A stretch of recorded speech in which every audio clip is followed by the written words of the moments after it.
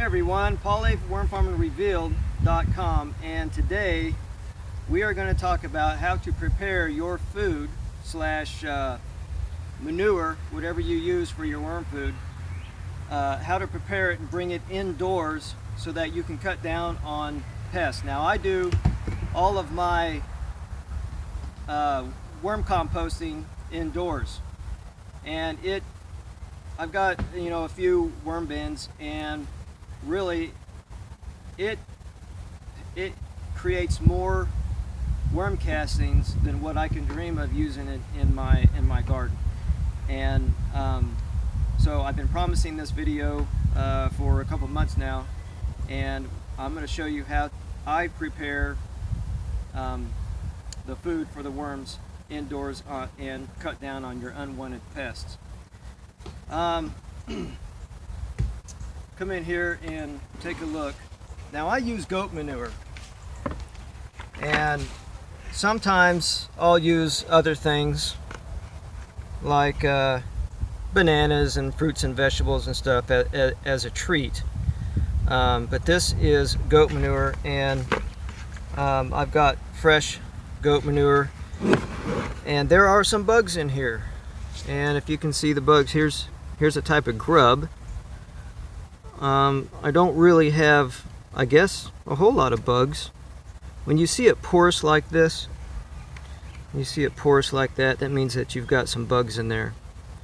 And you can see some bugs crawling in and out. There's some dung beetles in there, and there's another grub right there. So what we want to do is prepare this to bring it indoors, because you really don't want, all this is going to hatch, and then you're going to have bugs flying around in your house, and you don't want that. And some of this is kind of white looking, and what I do to keep down on the pests when I'm not using the goat manure is I'll sprinkle some DE on top, and that just does kind of deter some flies and other bugs. So, other than, compared to anything else, if I didn't use it, the diatomaceous earth, you would see quite a few maggots in there. So, anyway, let me talk a little bit. First, let me tell you what I do. I have in this pan really hot water. I boiled it on the stove. Now you kind of get the idea of what I do. Yes, I cook my worm food. Now I can hear the comments right now, and a lot of us, we cook our food before we eat it. And sure, there's a lot of people that will say, oh my gosh, you're cooking the food, you're cooking all the nutrition out. Well, that's what a compost pile is. It gets up to 120, 130, 140 and upwards. It cooks. And what happens is you have microbes that move in, and those are called thermophiles. And they can live in compost that's that hot. And when it comes to worm farming, the thermophiles, we don't deal with thermophiles. We deal with mesophiles. Mesophiles are bacteria that come in and they help break down the food for the worms at temperatures of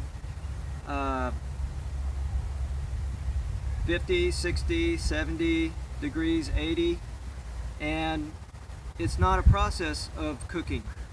So when I cook this and prepare it for the worms, it's as if it had gone through a hot composting process. So I've been doing this for 2 years, this method, and if you've seen my produce at the website,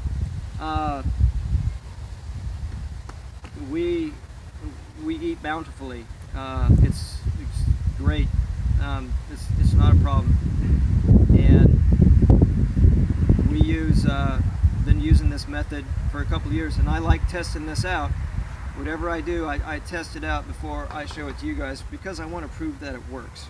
So what we're going to do right now is I'm going to show you the method, and I've got my bucket here and my hot water, and you simply just pour it in, and you're going to kill anything that's in there, any kind of bug or eggs. And I'll put the lid on just like that. Did you get in there? Now we're just going to let that simmer for a bit. I'm going to put this on so no bugs get in there. Not that they're going to, because it's hot anyway. This is part one, and I'll show you in part two the rest of the process. So we're going to let this cool for about 20 or 30 minutes. Or actually, we're going to let this cook for about 20 or 30 minutes. And then I'll come back for part two of it. So see you next video.